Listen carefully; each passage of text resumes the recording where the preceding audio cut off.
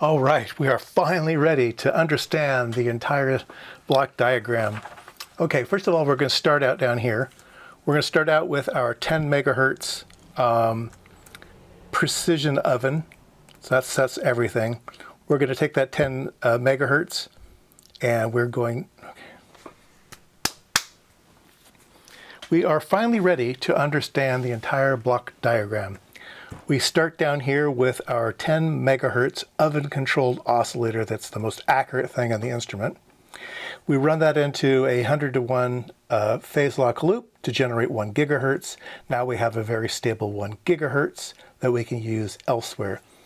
Part of the 10 megahertz is split off and goes up to a n fractional divider, and it has a phase lock loop using the 10 megahertz as the input, and it has a loop that generates frequencies between 400 and 1000 megahertz, okay? 400 and 1000 megahertz, all right. And that's very, very accurate in very fine steps. I think they're about 10 kilohertz steps, so very, very accurate. Okay, so we've got that going on. This is just waveforms for modulation. It's just a function generator. No big deal. Okay.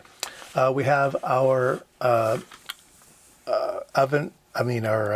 YIG oscillator here. So the YIG oscillator is voltage controlled and outputs between 4 and 8 gigahertz. Okay, between 4 and 8 gigahertz. All right. The output of the 4 to 8 gigahertz is run into a sampler down here. Okay. The 1 gigahertz comes in here. The 1 gigahertz gets divided by 4, that's 250 megahertz. It gets mixed with itself to generate 750 megahertz. There's a bandpass filter that takes the output of that mixer and it takes out just the 750 megahertz. So the 750 megahertz comes into this box. This box is a fractional n divider. 256 divided by m, where m can range from 5 to 50. Okay, so it's 256 divided by 5, 256 divided by 50, and everything in between. All right, we have a phase lock loop down here. This phase lock loop is running at 750 megahertz. Mixed come in here, so the output gets mixed to 750, comes in here, it gets compared to the 750 divided down. Those are phase compared. Make sure the phase is still consistent throughout the whole thing. This thing takes the 750 and can divide it by 256 divided by 5 up to 256 divided by 50, which gives you a range right here of about 15 to 150 megahertz. So it outputs from between 15 and 150 megahertz. That can either be added or subtracted to the 750 megahertz.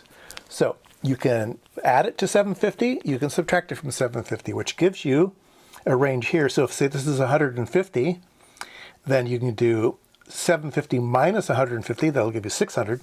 750 plus 150 gives you 900. So the output of this phase lock loop gives you something between 600 and 900 megahertz, okay? 600 and 900 megahertz gets run into the sampler, which generates a comb. The fifth through ninth harmonics are used, okay? Which gives you a range on the mixer between 3 gigahertz and 8 gigahertz, okay? So this sampler can operate between 3 and 6.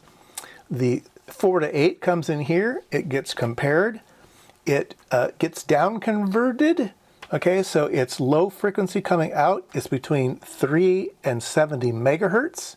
That needs to get compared to something because it's going back up to get phase locked. So somehow we need to get something between 30 and 50 megahertz that's very, very accurate. We get that from our n fractional divider up here. It comes down here, it gets divided by 2, so now it's 200 to 500 megahertz, and then gets divided by either 8, 9, or 10, which gives you a range down here between 20 and 62.5 megahertz, which is definitely in the range of this.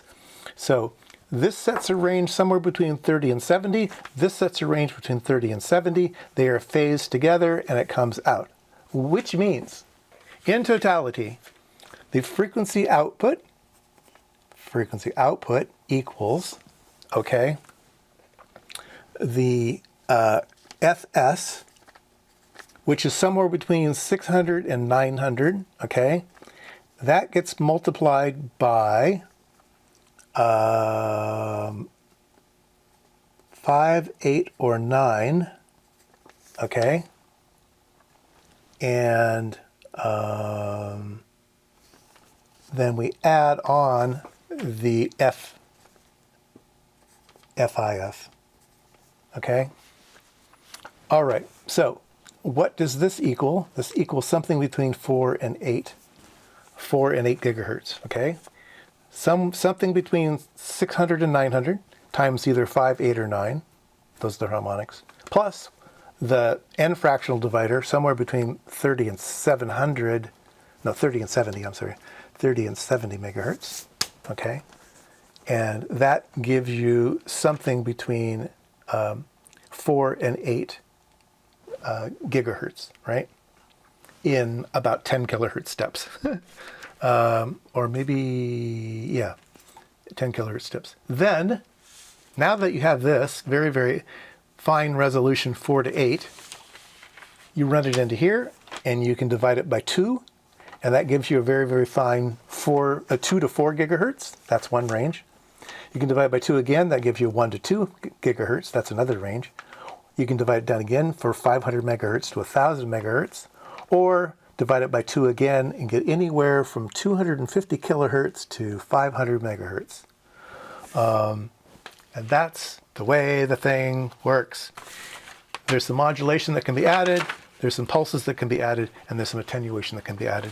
But now you understand this is the master equation generated by some n fractional dividers, multiplied up to 4 to 8 gigahertz using sampling technique.